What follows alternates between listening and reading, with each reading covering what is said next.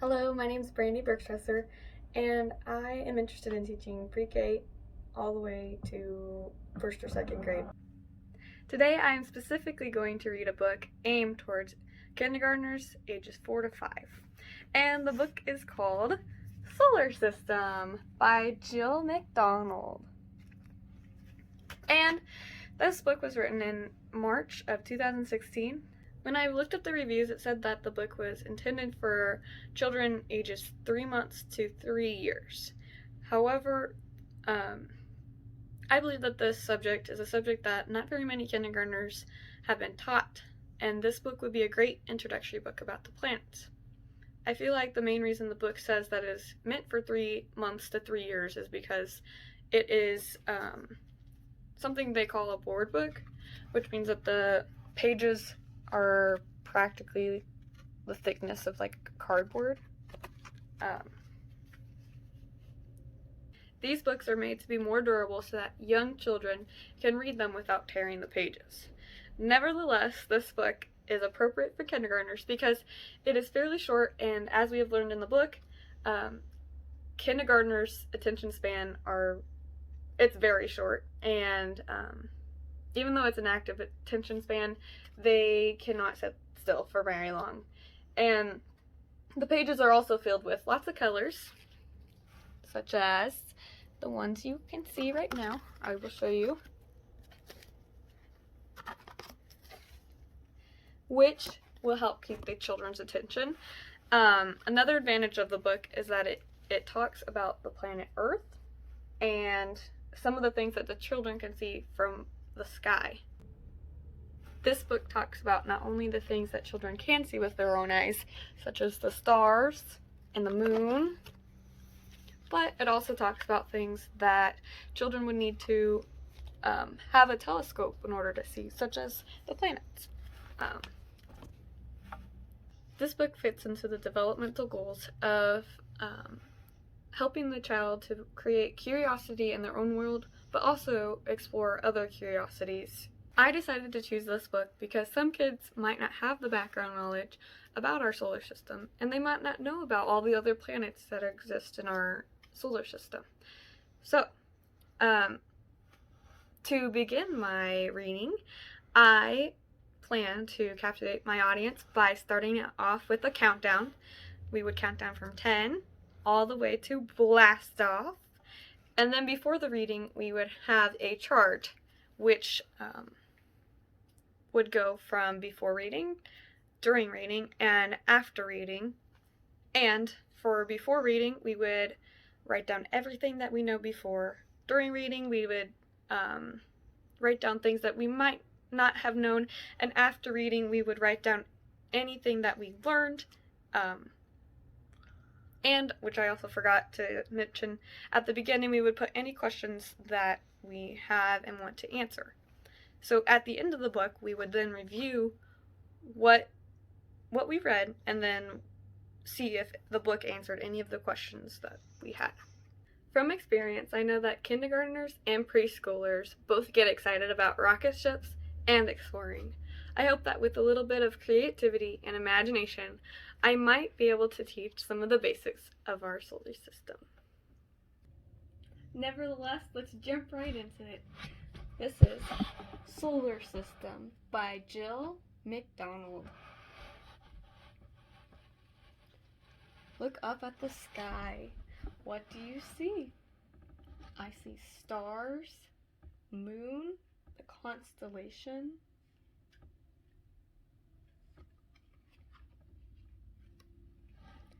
Can you see the moon? Astronauts have left their footprints on the moon. Where else can you leave footprints? Maybe in the snow or the mud? In the daytime, we see the sun. It is the center of our solar system. Let's learn about all the planets that travel around it.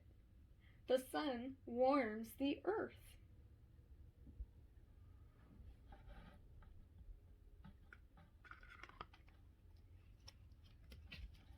Mercury is the closest planet to the sun. Ouch! Asteroids and comets often hit this planet. Venus is the brightest planet. Whoa!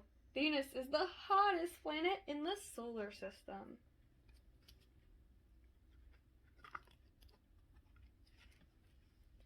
We live on a planet called Earth.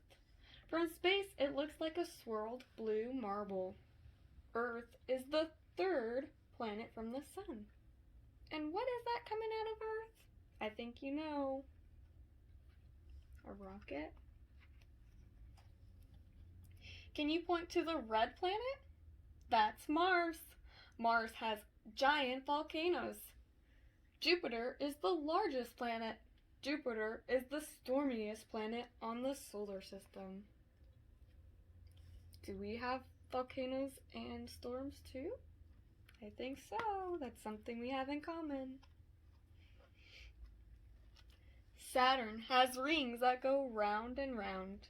The rings that are made of ice, dust, and rock.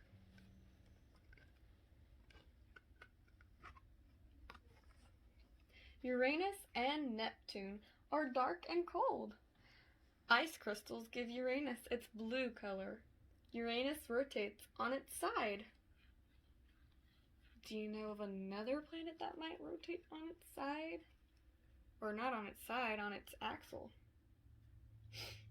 It is very windy on Neptune.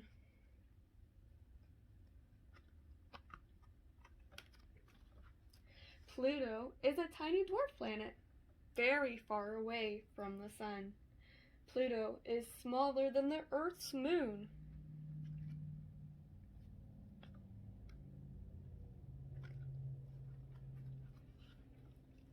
Stars twinkle in the night sky. Can you connect the dots with your finger and see the shapes that the stars make? Let's all try. See if you can squint with one eye and maybe make an outline of the shape. Can you do that?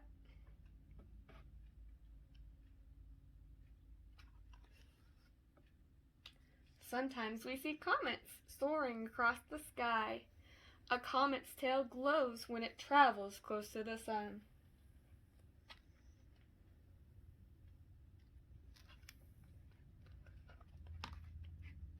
The solar system is an exciting place. Where would you like to go first? There's Mercury, Venus, Earth, that's where we are, Mars, Jupiter, Saturn, Uranus, Neptune, and the dwarf planet called Pluto. I think if I had to choose, I'd probably go to either Jupiter or Pluto. What about you? What would you choose? And that's the end. Alright, after the book, I would probably just discuss, like I said, the chart that we would do before, during, and after. During this book, I didn't stop, but during the actual thing, I would stop and maybe write down some of the interesting facts or things that I want them to know, such as Earth being third away from the sun, or that we all the planets go around the sun. And one of the activities that I would do with them is make this hat. I wish I had a picture, but basically the hat has all of the planets all the way around, and then right at the top right here is the sun. So the whole point of this craft would be that they color the planets the right color, and then that they understand that all the planets go around the sun. And that's it. Thank you for watching.